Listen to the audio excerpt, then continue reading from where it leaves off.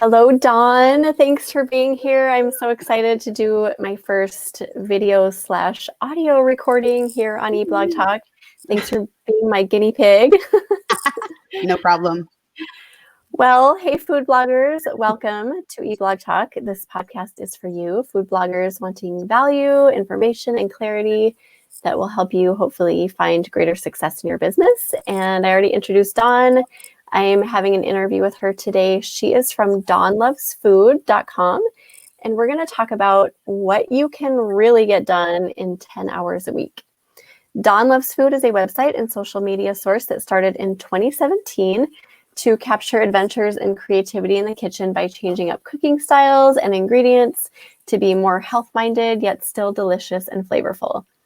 Diagnosed with an immune deficiency midlife at age 44, Dawn elected to dig into understanding what chronic inflammation is, how it affects her internal environment, and also what she can do to manage and live life well. So Dawn shares her own experiences with functional medicine principles, the Whole30 program, and lessons around understanding relationships with food and adapting habits and change in real time as she continues forward. Dawn Loves Food is a lifelong outlet for creativity, connection, and art through digital media. The underlying philosophy that we can apply to anything in our lives is slow, intentional steps over time, creating intention, long-term change, and growth. I love your bio. That is so amazing. It says so much about you. And I'm really excited. Okay, I'm getting a little ahead of myself. I'm excited to chat with you. But first, we want to hear Dawn's fun fact. Well, I am a compulsive domain buyer. I am, we hang out with friends or whatnot, and I'm always the one that's kind of the creative, the entrepreneur, or we always kind of joke around that we come up with businesses together all the time. And the first thing that I always go to is like, okay, what's the name of the business? And I quickly start searching GoDaddy. So with that, I have over usually between like 15 and 20 .coms going every year. That's great. I love that. So do you ever like go back to them, or do you kind of like buy them and just let them fall into the ether? I buy them for 1 year. I do 1 year with privacy because I don't want all the creeps, texting me all weird stuff. But I usually do a year, and then I'll look, and then it's kind of a way to benchmark where I am or what I thought about last year. A lot of it has to do with my business, with Dawn Loves Food. I'll come up with something, or I'm always trying to think about, doing something maybe at the farmer's market or doing something online or, whatever it is. And I end up, or a program that I want to do. And then I'll go to the .com, and some of them are still simmering. They're still in the works, from even a couple of years ago. And I just keep them. And it's like, okay, if it's worth it, I'll keep it. If it's not, if it was just something fun, then it goes away. It was $20. Oh, well. Right. Oh, that's kind of fun. I like to know that about you. Great fun fact, Dawn. Okay, I was starting to say this before I realized I needed your fun fact, but you are such an inspiration. I follow you on Instagram. I followed you for a while, and it's just so fun. Your journey is unfolding in such a beautiful way, and you always have such encouraging nuggets to share. You're so inspiring. Every time I see one of your stories, I walk away inspired. Really? So, I do. I love it. I love your feed, and yeah, you have amazing stuff. So thank you for that. Thank you so much. That's really kind of you to say that. Yeah. And I guess to start off talking, I would love it if you just talked us through Dawn Loves Food, how you got started with it, how your journey has unfolded, and all of that. Well, I'm happy to know that it comes through like my life is Dawn Loves Food is very intertwined with my own personal life. It is a story. It is an unfolding story. It really, truly is. And it started in 2017. A lot of things kind of happened around that time of my life. And I was diagnosed with an immune deficiency after 2 years of a lot of, I was scared. There was a lot of fear going on at that time. And ultimately, through a very long process of going through a lot of antibiotics and a lot of steroids and surgeries and understanding my respiratory system and immunologists and pulmonologists and ENTs and all kinds of people. It was ultimately I was diagnosed with this immune deficiency, and it's basically it's hypogammaglobulinemia. It's very long, but it basically means I am deficient in white blood cells that when they're called IgGs. And IgGs are when there are first invaders. There are boots on the ground. You know, if there's a bacteria or a virus or something that enters our respiratory system, my guys, my fighters are just they're deficient. They're not there, or I don't produce enough. So finally, at least I was diagnosed with this, and my specialist knew what to do. So I started taking donor plasma. Actually, I do still take plasma every week, and it helps me fill the gap. But it took a long time to finally get that, and that treatment is incredibly expensive, and it is it's a long road to get there. And I did get it midlife, and when I did get it midlife, the first question that I always asked every single specialist is, what can I do to help myself? Because I knew something was off, and I knew I could do something. I just didn't know what it was, you know, and I kept asking the professionals, you know, what can I do? And the one thing that every single one of them said verbatim was to eat a non-inflammatory diet. Yeah. So me being scared and fearful and all of those thoughts in my head, you know, I am a bit of an extremist. So, and I was really scared. So I dove headfirst into functional medicine and into integrative therapies. And I knew about it before, but it's funny how, you know, life gives you these universal breadcrumbs. You know, they're the things that happen in your life maybe 10 years ago or 20 years ago, they're going to come around again. And if you didn't figure it out, then, you know, the universe kind of has a way of tapping your shoulder. That's so true. Oh my gosh. So there were in one way or another, you know, whatever you believe, but I think you know where I'm going here. That, you know, those lessons come around again. So I really did dive into that whole aspect, and I really started changing out my pantry. And I was quickly doing it, you know, changing out all-purpose flour and refined sugar. And, you know, you can really go down a rabbit hole with that too. You know, you can get scared to even eat food, you know, really. Right. Because there's a reaction to everything, you know, especially when you are in a super reactive state like I was.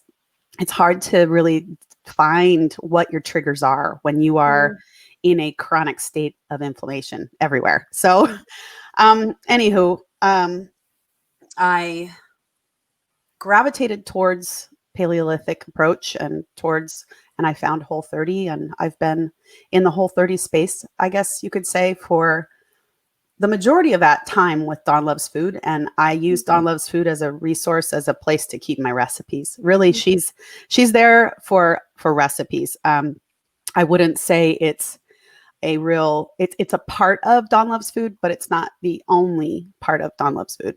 Like my social feed and my Instagram and whatnot are a very big part of this whole thing. And that's how Dawn Loves Food started.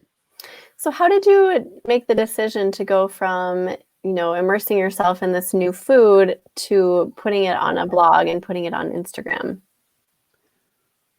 Well, diving into social, you know, I was diving into all these things at the same time. And, you know, self-discovery kind of starts happening, and figuring out when it comes to blogging, to me, it was just like this gigantic opportunity to figure out. I still am. I'm in a state of like, who am I? What do I want to do? Where am I going with my life? You know, how am I going to, with this midlife diagnosis, like, how am I going to do all the things that I want to do in the next 50 years? You know, kind of a real deep analogy and an analysis of who I am, what do I want? And Dawn Loves Food kind of, I've always thought about blogging kind of in the back of my mind. And, you know, I'm approaching 50 here, so I have a lot of different, jobs and things I've done in my life. And a while back, I was a wedding and event designer. Oh, Did have a blog back then with that business back in like 07, 08. wow, that's It cool. was just starting, so Yeah. I did a lot of wedding stuff back then. And being the creative, I've always like, okay, how can I do love food, I love food. So how can I make a blog out of it? And I wanted to create some type of content that I knew would carry me for the long haul. Like food blogging, it to me, I'm in this for the long run. So what could I do? And then it started becoming like, okay, well, I need to just cook the way I cook and be who I am. And then the blog kind of came along with it. It wasn't like me creating this whole process of how I was going to cook. It's just, it's just over time become like, I just need to be myself and I need to cook in my kitchen the way I cook, and then learn about social media and learn about blogging and learn about all of these things that it takes to even do this, to even do like what you do, or do what we all have a different approach, I think, to what blogging is for us. Yeah, it's so true. And your story obviously affects other people because you are cooking for yourself, yes, but you're also cooking to share this lifestyle and this way of eating with other people as well.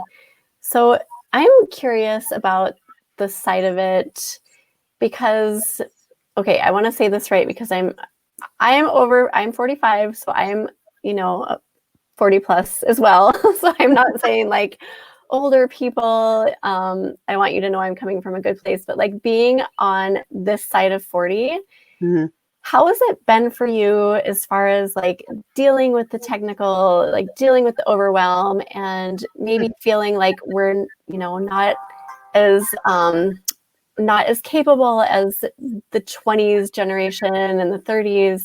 How do you deal with all of that? I'm really curious to hear. Well, I'm going to be brutally honest that it is a struggle all the time for me. It is a struggle, and it is that imposter syndrome. She is nasty. She's nasty, and she will talk, me down all the time. And I'm like, wait a minute. Like those conversations with myself, it's like 50s, I think, midlife, I think that it's a time of just complete evaluation. And, I've questioned myself my whole life. Who am I going to be? What do I want to do? What's going to be my big mark? What's going to be my big thing? And it's just, it can be so crushingly overwhelming. And then on the other hand of that, I'm creative, and I'm always going to have some kind of creative outlet. Like I know in my bones that I have to be creative. I'm also analytical. And I think, honestly, in this space with blogging and understanding and creating, I think we are all in one form or another kind of left brain, right brain, like that 60-40 kind of split, and using what we have and learning what we've learned and where we've come from and what we have. Like those tools are invaluable. And I think that we underestimate ourselves all the time. But I think approaching 50, to me, I'm looking forward to my 50s. I'm actually looking forward to them. Like my 9s, my 29, my 39, they were hard. And they were, I think, you get into that evaluation, but I am really looking forward to it. And I think it's because I've dived in so much to who I am as a person with blogging, with my health, like making sure that I am going to live a long, vibrant life, and learning all those missteps and steps and just all of it. Like I'm here and I'm present for my life now. That is very inspiring. And I see this more and more where people use blogging and this whole journey of being a content creator as a way to get to know themselves better. And it's fun to watch that unfold for people because we all follow those people on social media, or we follow their blogs, and we see them kind of start out in that same way that you were just saying, where they don't really necessarily know who they are. And then they start evolving into this beautiful thing because of this journey that they're on. So I love that you just shared that. You worded it so well. And yes, imposter syndrome, it's the worst. It is the very worst. real thing. Yes. It is so real. Yeah. Yes. Well, your journey is amazing. I am also curious to hear about, do you have anything specific that you can think back on, like things that got in your way that you overcame, just really specific, maybe a story that kind of pivoted you on your journey with food blogging, anything like that? Well, I would say that some of my biggest crushing moments came after, like, it's like the ebb and flow, right? Like the big giant wave. And usually it's conferences. I'm not gonna lie.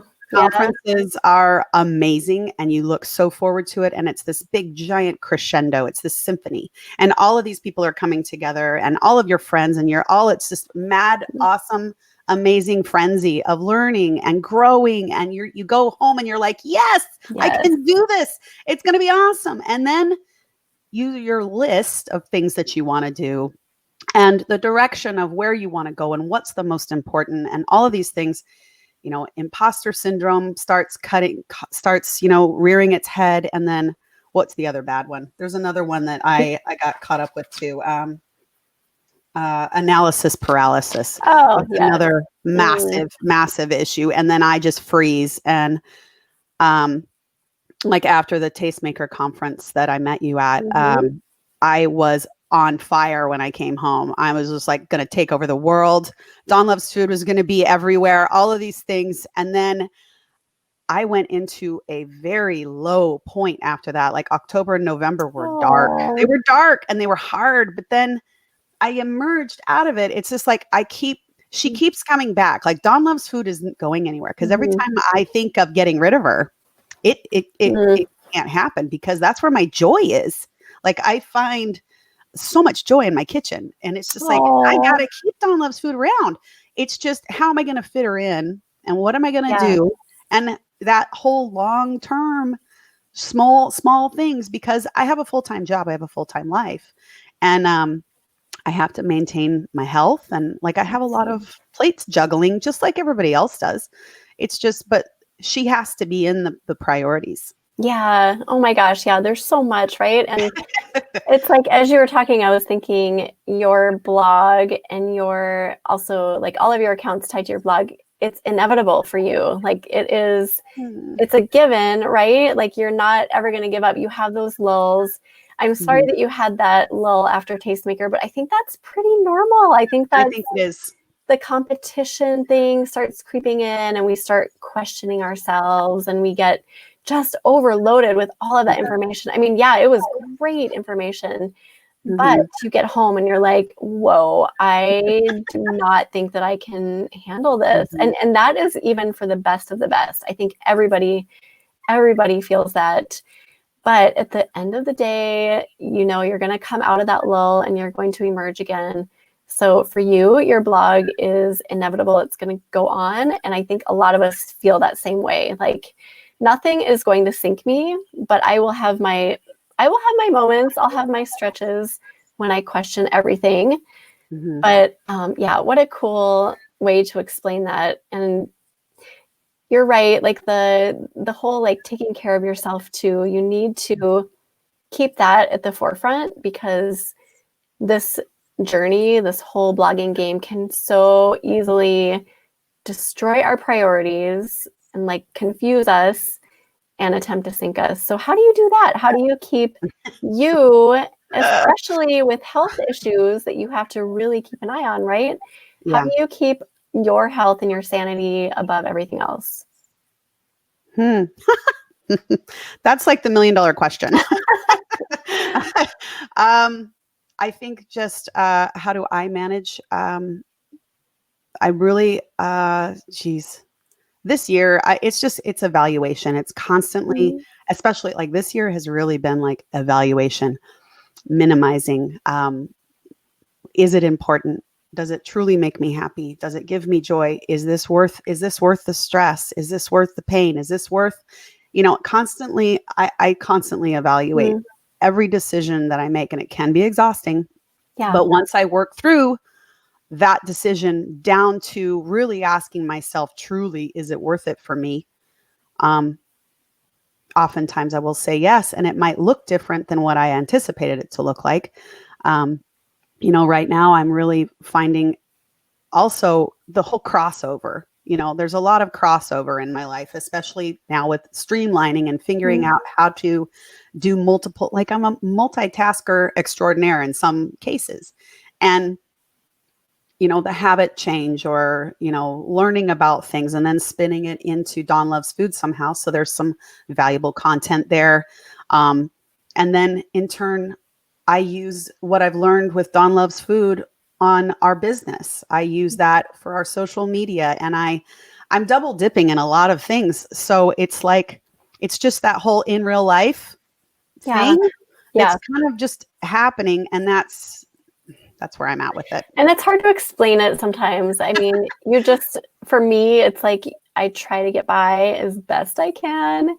Mm-hmm. For me this year, boundaries has been kind of a big thing for me. Like I'm always, prior to June of this year, I was always frazzled, and to the point where it was like, this is not healthy. And it took me a quarantine to realize that seriously, like at the end of the quarantine, I'm like, I haven't done anything. I haven't gone anywhere, and I'm freaking frazzled.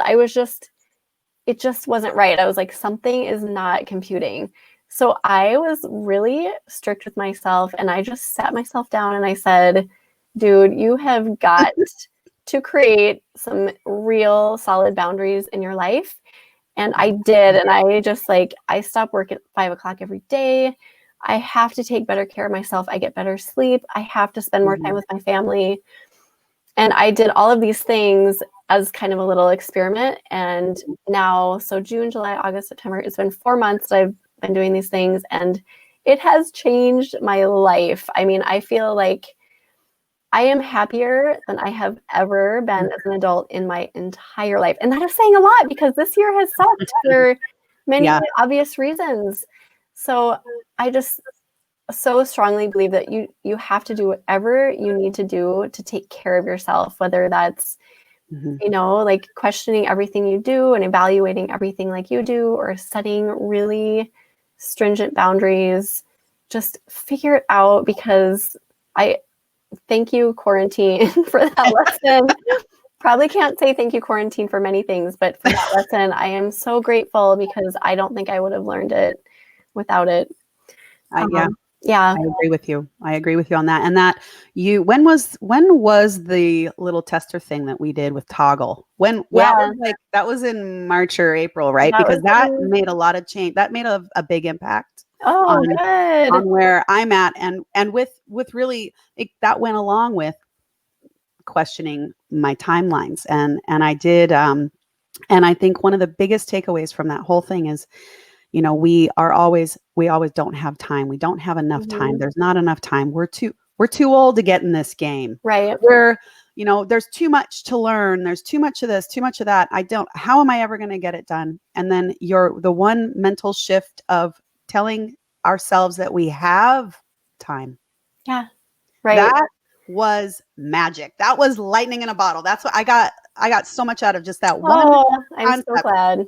And it has helped. And the Toggle really, really breaking down how much time I spend on social media, just going down rabbit holes and not doing actual work on social media. There's a difference when you go in with intention. There's or just wasting like some just precious time that I could have used for Dawn Loves Food, or I could have used, to go walk in the morning, or I could have used XYZ. That really, man, that helped so much. And you're right. The quarantine effect, just the 2020 effect. Let's just call it the 2020 effect. Yeah. At this point, it has made us all reevaluate our lives in one way or another. And I do think that all of us are really trimming the fat a little bit, if you will. We're all figuring out how to get to the gold of our lives and the really rich, good stuff. And get rid of the noise. That's so true. And everyone bashed 2020, and I mean, I agree. It was a rough year. It was a rough year. It is. Has been a rough year. It's not done yet. We're still here. But all along, I just kept thinking, yeah, this is rough, but there are gems that we are finding, that we're going to find, that all of us are going to walk away, whether we like to admit it or not. I think a lot of us are like, nope, no gems here. But I just have felt all along like there are good things that we are going to take away from this.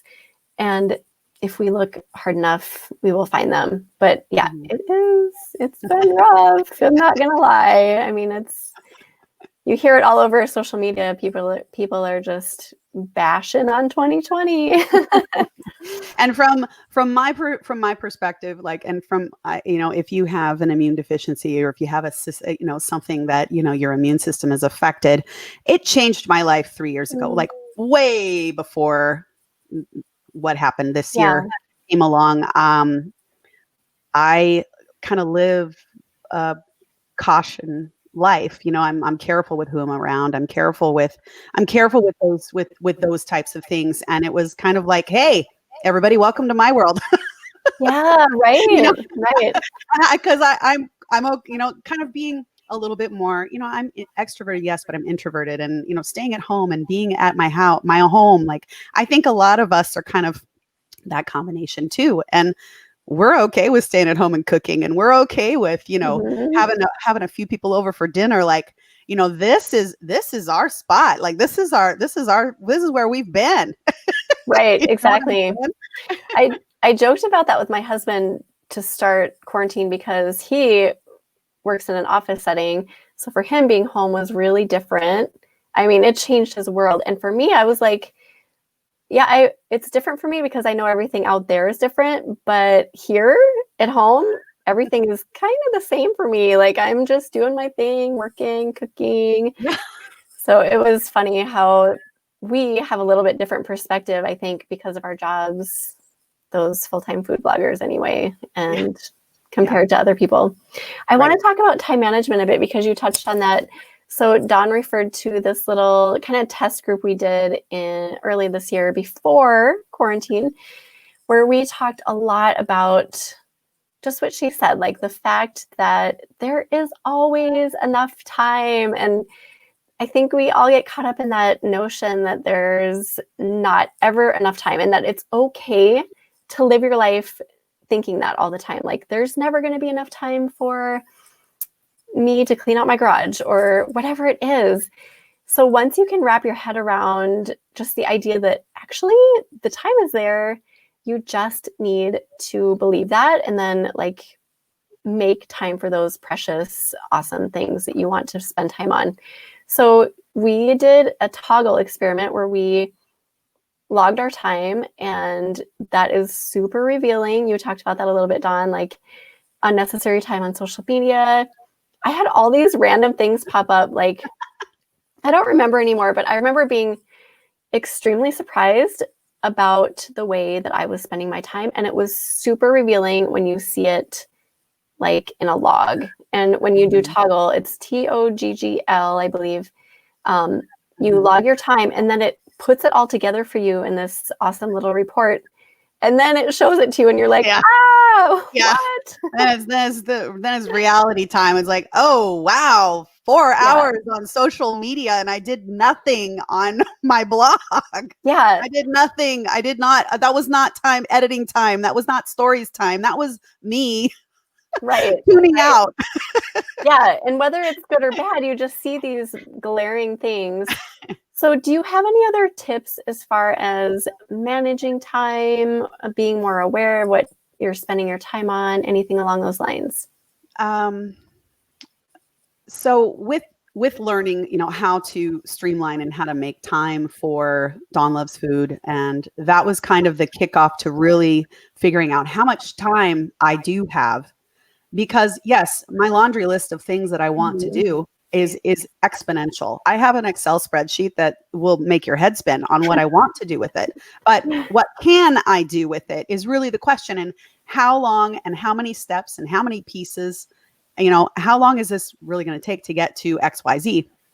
And the toggle experiment was part of it. And then atomic habits was another big piece this year of really figuring out time management and what can work for me and what works for my mind might not work for everyone else. And figuring out, I used one of his methods called the paperclip method. And it's in a nutshell, it's basically like you put, he was putting this guy, as an example, this sales guy, he wanted to make 100 phone calls a day. So he used a paperclip a day, a paperclip, 100 paper clips. And, as he called, he would drop these coins in. Well, I translated that to a quarter.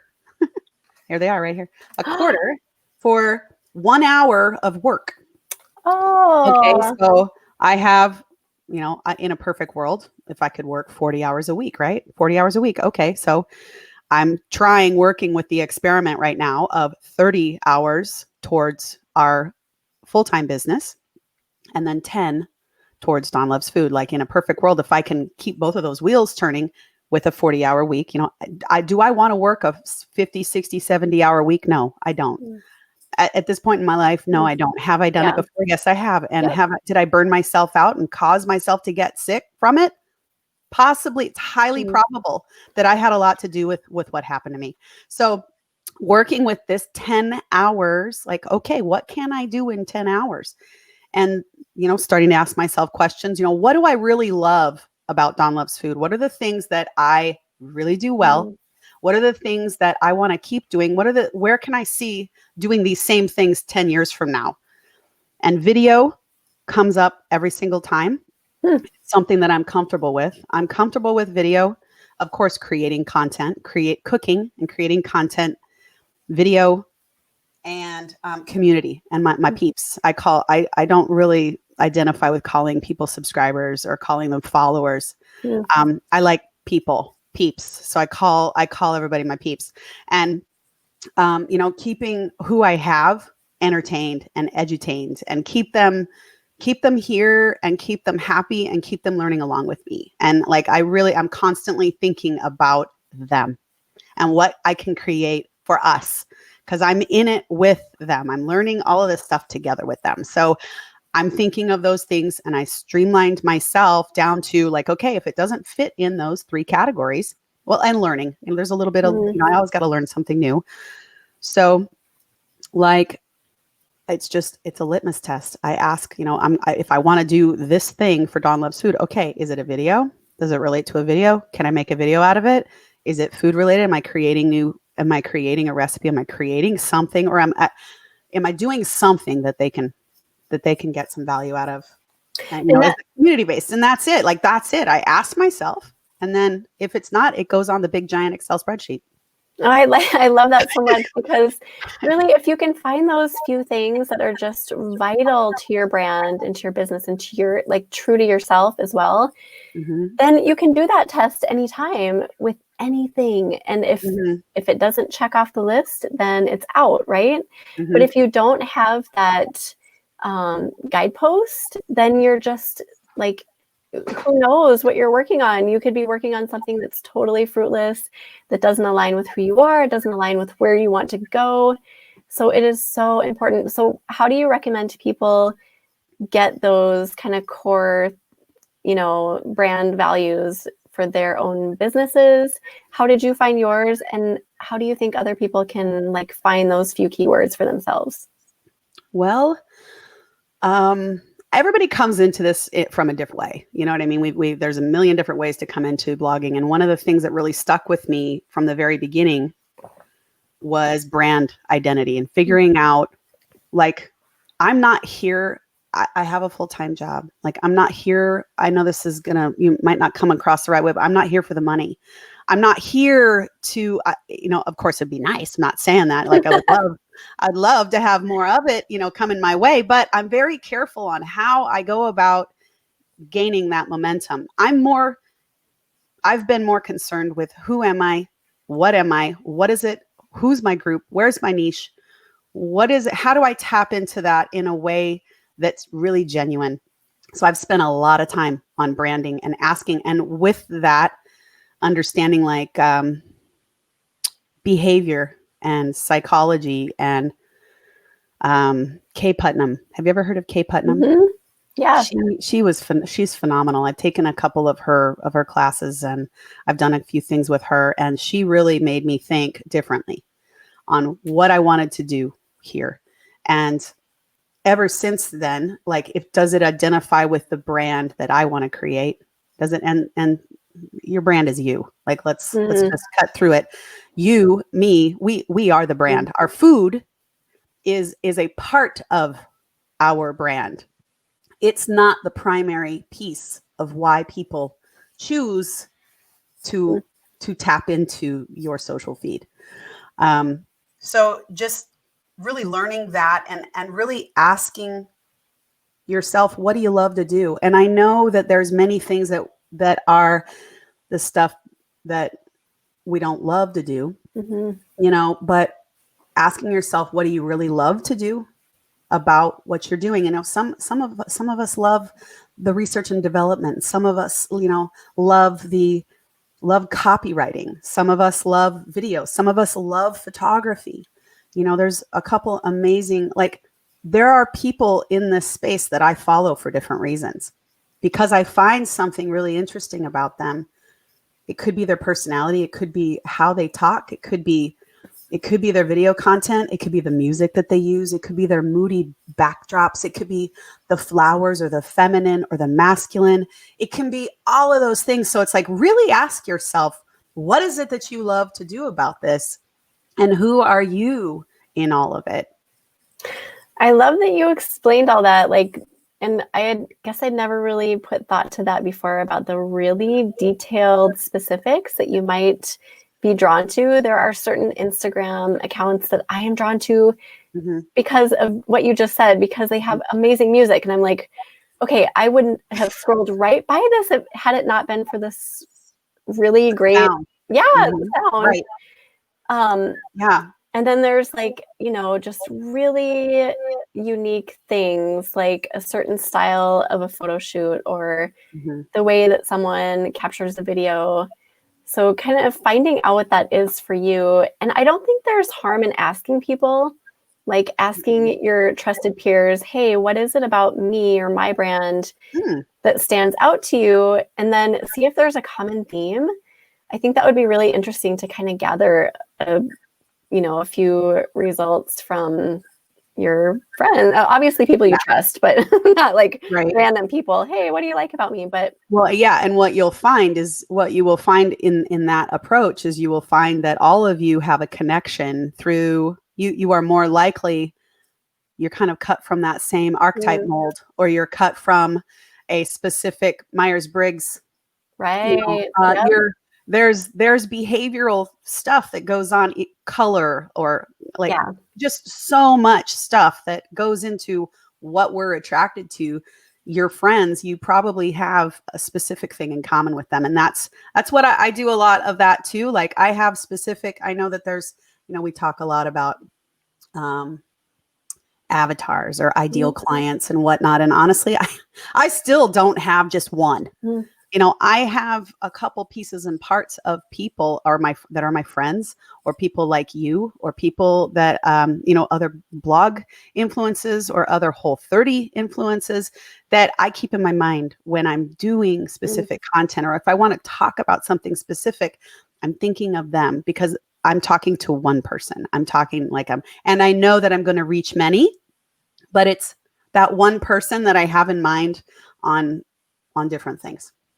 I think you have approached this in a really smart way, and you've approached it differently than a lot of people, because a lot of people go the opposite way and they don't think about the person, the audience, and you really made your ideal customer avatars really you've prioritized them. And I think that's so great.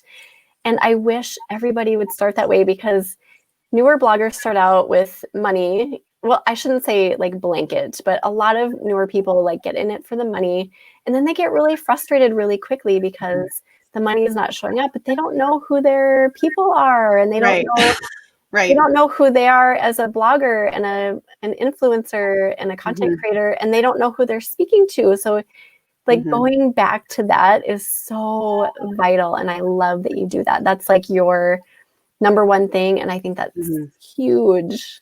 Yeah. And it's going to take longer to make to monetize. It's going to take longer to monetize. And I know I'm speaking to bloggers, so I can talk about, monetizing and branding and, all of that stuff. And, in real life, though, that's not what we don't talk about, like making money first. You know what I mean? Like, I do want to be, it's hard. Like I come from a sales background. I come from entrepreneurs. I come from business, corporate business.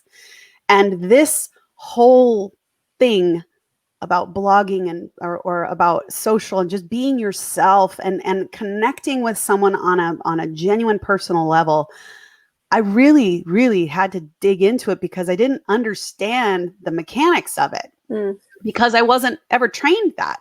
So learning it from the backwards, learning it from, I don't think that that's really out there very much. Like, I think we're so used to seeing trainings and classes about funnels and clicks and emails and email drips and, all of that jazz. Okay, that's fantastic. But do I identify with any of that? No. And do I see it? As soon as I'll see a product, I'm like, okay, this is fantastic. I'm in. Okay, how much is it?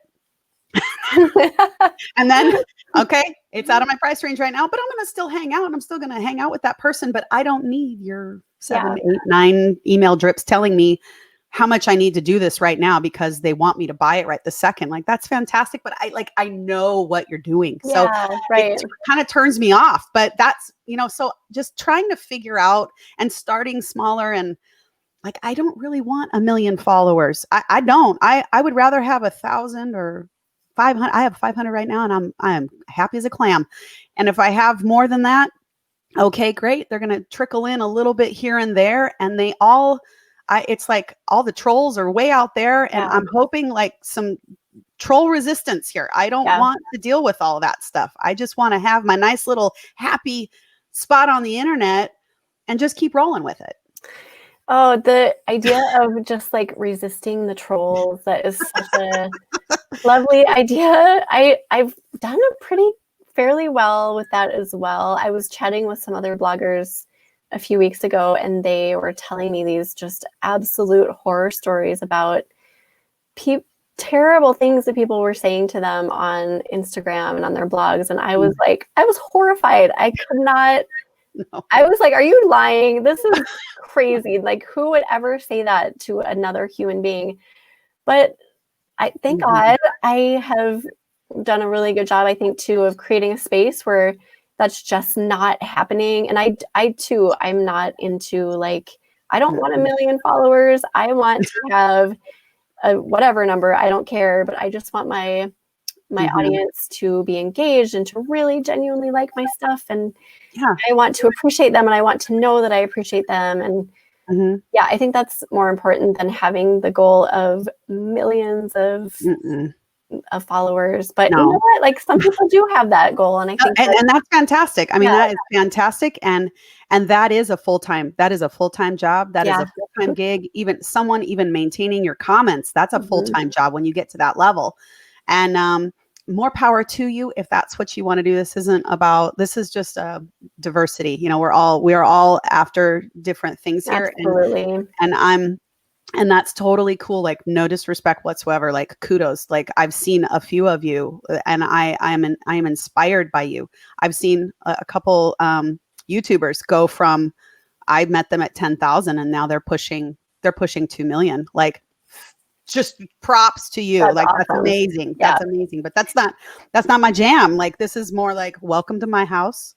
Yeah. You will respect my friends. You will be cool, because if you're not, like, out, see ya. Like, you're not welcome here. Agreed. We all have different reasons and goals, and that's fine. I respect everyone's, like, I love accounts that can just go from like 100 to 1 million because that's what they wanted to do. That's amazing. That inspires me. I think that's incredible. Yep. So I want to talk to you a little bit about your process, because the whole title of this chat is called what you can really get done in 10 hours. And 10 hours probably doesn't seem like a lot to a lot of people. But I want to hear, Dawn, what can you really get done in 10 hours? We talked about just being aware of time and streamlining and, you know, like knowing your brand and knowing what your main focuses are. So talk us through what you can get done in 10 hours a week. Through a 10-hour week for Dawn Loves Food. Okay, so just right now, okay, so I've got 10 hours. So 5 hours is spent on, currently 5 hours is spent on video and video editing and social. And then the other 5 is spent on building a project. So for example, so the first 5, so what I usually do in a given week to keep content going is I usually do meal prep, some sort or shape or style. Or I either do meal prep on Sundays, or I end up having a dinner party or people over. Like there's something that I can gain as content that I do on the weekends. So I will record it. I use my phone. I have a Canon M50. I've got a GoPro, but I don't use them. I really don't. I use my phone. And I use Adobe Rush. And those are like that. Adobe Rush is my BFF. Like I know how to work that system really well. And it's the shortcut to, you know, really getting into, and I just record. Usually I record with my earbuds and I do voiceovers and whatnot. So what I do with that is I create 2 or 3 different videos. You know, maybe I'll make a meal. Like for example, I did overnight oats this weekend. I did some overnight oats and I used a couple different kinds. And I also made some little kind of, they are like paleo peanut butter cups, if you will. They're like a date base with like the with like some, it's called Nutso. It's like a really amazing peanut butter product, but there's no peanuts in it. So anyways, like something simple. Like I made a couple of those. I shot a couple videos and then I break them into little pieces. Or like if I am doing a salad or like a steak salad for dinner or something, I'll do one piece on like how to cook or marinate the meat. I'll do another on how to build a salad.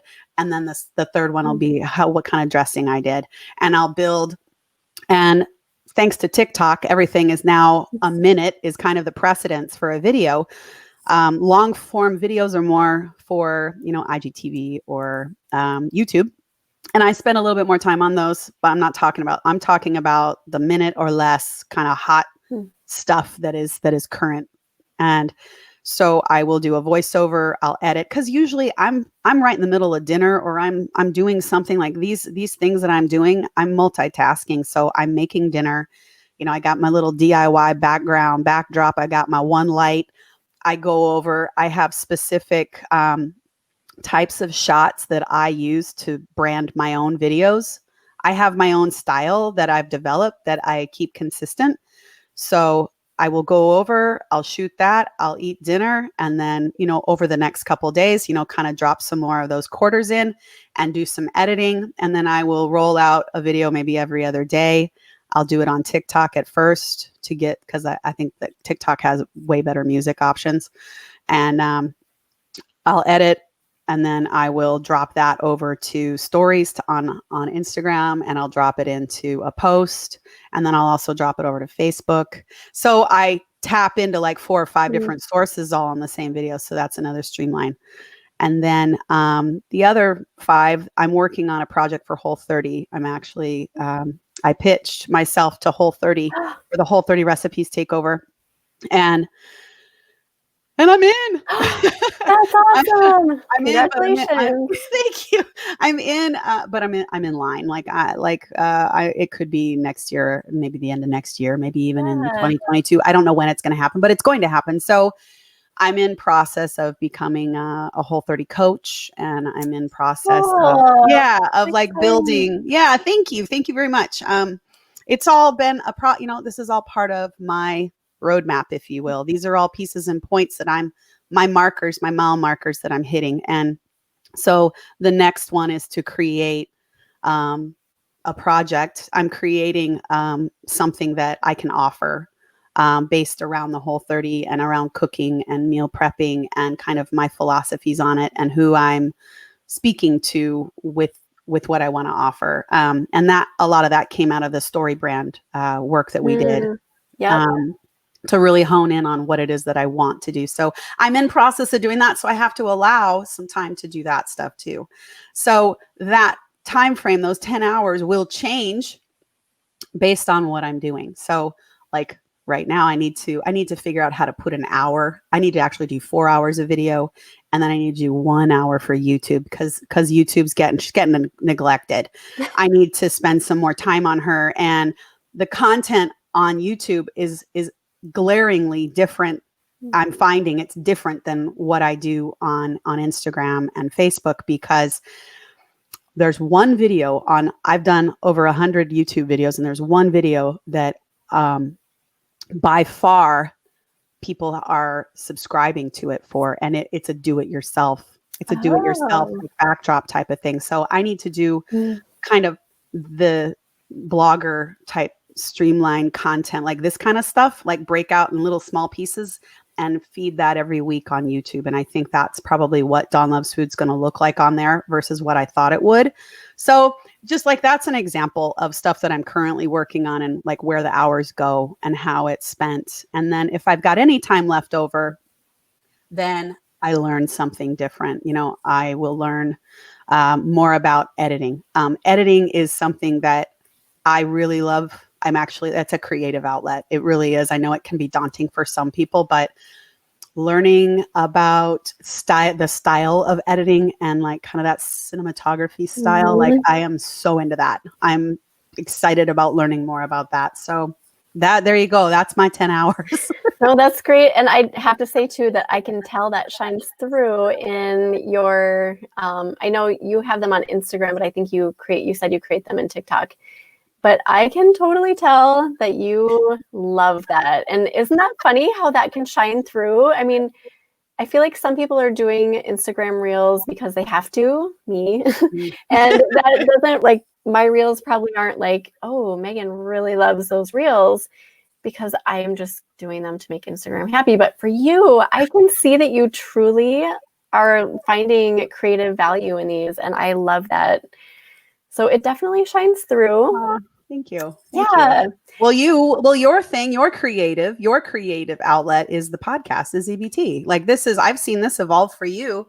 And now here you are in, you're past 100 episodes. Now you're doing your own, you've got a monthly membership thing going, like, whoop, whoop, like kudos to you. Like you're slowly, you're doing your thing, and it's okay. Like you don't have to be everywhere. Yeah. You know what I mean? You don't, if you're not into reels, right, then like spend that time doing something else. Like, do you really have to? I don't know. I mean, nobody knows how reels are going to end up going. They're just competing with TikTok. They're competing for time. Absolutely. That's really where it is right now. So, just like stories was trying to, compete with YouTube. Where did that go? I'm saying, like, you don't know where it's going to go, right. But I think it is good to experiment. And that's all I'm really doing, is experimenting with it, just to see. I've noticed that when I create a reel and post it, that my engagement goes way up. Like everything has been going. I get more followers, and so they're rewarding for it. I mean, they're definitely rewarding for the behavior. So, I mean, why not? Right. I mean, give it a go. And if it works, fantastic. Yeah, but it's not going to be my primary focus. I mean, just like this podcast, like you said, is an outlet for me, and I love it.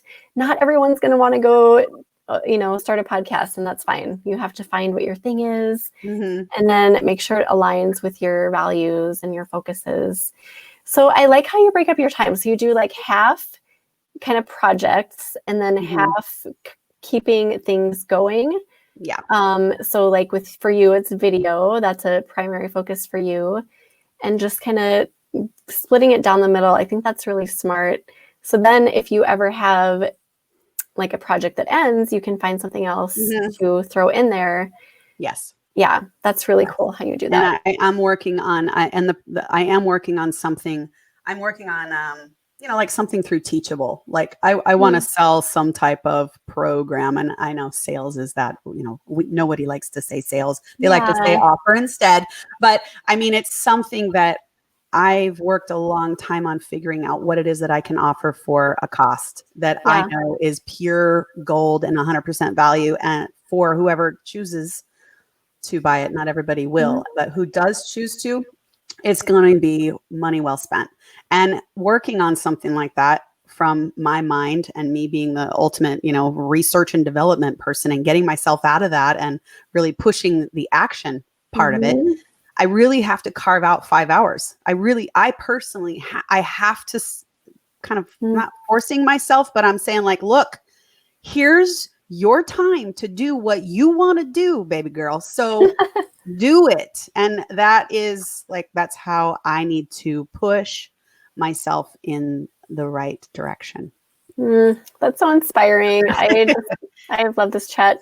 So let's see, we don't have a whole lot of time, but I want to ask you, is there anything that we absolutely have to say before we say goodbye? I don't want to hang up and have you be like, wait, I should have said this. So let me know now. I don't think so. Just, in closing, I have a couple things in closing, that are you going to be editing this? Or are we just rolling like right through the whole? Oh, great. It's rolling. Okay. Okay. Well, all right. So just real quick, just you, the brand. I can't emphasize that enough. Like whoever's listening right now, like you're it. You're it. Your food is amazing, and how you cook and how you choose to capture it on a camera or a video, or how you choose to capture it with copy. But you still are the brand, like how you describe it and what kind of food you make, and your sauce shots and your whatever you choose to do, like you are the brand. That's really kind of what I want to really and trust what you already know. Trust what you already know, and it sounds like we're talking to a lot of there's a lot of folks that are in that age, in the 40s, the 50s. You have so much to offer, and maybe you don't even realize that you do, but you do have so much to offer already, and hone in on what you are a master at already. Like what are you really good at? I know that there's plenty that you're good at, but you maybe just haven't thought about it in that way. And that's really what else. Yeah. And stay fluid. Like things are gonna come in and come out, and just stay fluid. Yes, you have to be adaptable, right? You absolutely cannot survive in this world without being adaptable and resilient. Yeah. So that's really it. I think that's really it. I think that's so great, Dawn. Thank you again. Inspired after hearing you talk. So I really appreciate you taking the time for this, and thank you for being my video/audio guinea pig today. Yeah, it was great. Thank you so much. I tune into you all the time, and I love this group. I love it. I love it. Keep going. Just keep doing it. Thank you so much. You got it. Oh, well, thanks for being here and sharing this awesome value. Okay, I know I've already gained like a ton of insight from you, but I always like to ask everyone if they have a specific quote or any additional words of inspiration for food bloggers. Oh, I don't. Just you've said enough. I think we'll just end it with that. Just keep swimming. Just swimming. Love that one. So we will actually, I don't know quite yet where we will host the video. We'll put it on our YouTube channel, and then maybe within the community, the Eat Blog Talk community. But we're also going to put this audio on the podcast. So anyone's watching or listening, if you want to look at the show notes that we're going to put together for Dawn, we'll put everything we talked about today and all of the resource. I know Dawn mentioned like Atomic Habits and things like that. We'll put all of those in the show notes, and you can find those at eatblogtalk.com/Dawn Loves Food. So again, Dawn, reiterate where everyone can find you online. Well, you can find me at dawnlovesfood.com for recipes, etc. I am in Instagram's pretty much my jam. Instagram, IG stories is where I really talk a lot in there. If you will get to know me very well in Instagram stories and on my videos and stuff. So a little bit of TikTok, a little bit of Facebook, and YouTube as well. Those are my things. For sure, go visit Dawn on Instagram. I love her feed. I think I've said that like 90 times, but I love her feed. Oh, you're so sweet. Thank you so much. So thank you again, Dawn, for being here, and thanks for being here today, food bloggers. I will see you next time.